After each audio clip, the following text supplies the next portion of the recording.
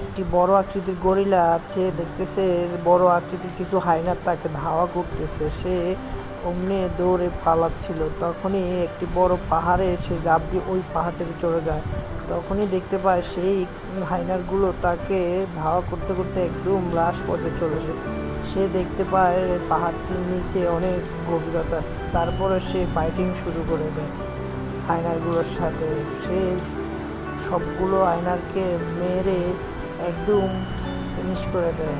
Last পর্যায়ে একটা হায়নারকে ধরে এভাবে যখন ছিঁড়ে ফেলবে, তখনই অন্য হায়নার যারা ছিল তারা পালিয়ে গিয়েছে।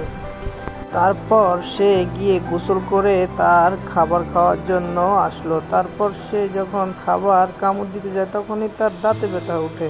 তারপর দেখে তার দাঁত একটি অকেজো হয়েছে। তারপরে অমনি তার খাবার ছিনিয়ে নিচ্ছিল একটি কুমির। তারপর সে দেখতে পায় তার মতন কেউ ডাকছে।